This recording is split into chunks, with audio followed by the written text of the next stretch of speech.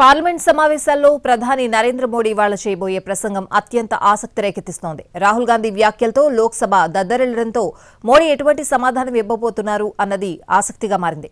మరోవైపు ఇవాళ ఉదయం 9:30కు ఎన్డీఏ ఎంపీలతో సమావేశం కానున్నారు మోడీ.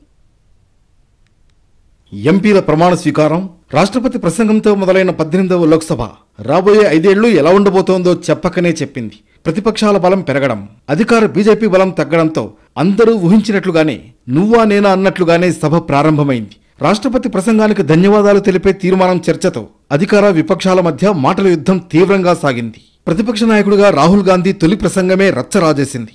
ఆర్ఎస్ఎస్ బీజేపీలపై విమర్శలు చేసిన రాహుల్ గాంధీ సభలో కొన్ని మతపరమైన ఫోటోలను చూపించారు. దీనిపై అధికార పక్షం నుంచి తీవ్ర అభ్యంతరం వ్యక్తమైంది. సభలో ఇలాంటి మతపరమైన ఫోటోల ప్రదర్శనకు నిబంధనలు అంగీకరించవని స్పీకర్ ఓం బిర్లా వారించారు. और जो लोग अपने आप को हिंदू कहते हैं वो 24 घंटा हिंसा हिंसा हिंसा, नफरत नफरत नफरत, असत्य सत्य असत्य.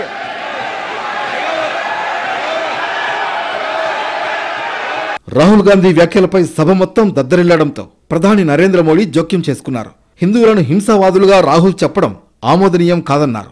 पूरे हिंदू समाज को हिंसक कहना ये गंभीर विषय है.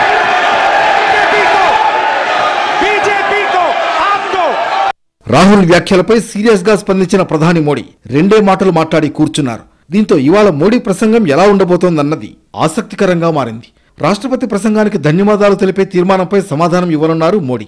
ఎన్నికల ఫలితాలు, రాష్ట్రపతి ప్రసంగం, ఇదే వరుసలో రాహుల్తో పాటు ఇతర విపక్ష నేతల ఘాటు వ్యాఖ్యలన్నింటికీ ధాటిగా జవాబిస్తారన్న చర్చ జరుగుతోంది. ఎంతసేపు మాట్లాడతారు, ఎలాంటి అంశాలను టచ్ చేస్తారు, రాహుల్పై మోడీ ఎలా రియాక్ట్ అవుతారన్నది అత్యంత ఆసక్తిగా మారింది.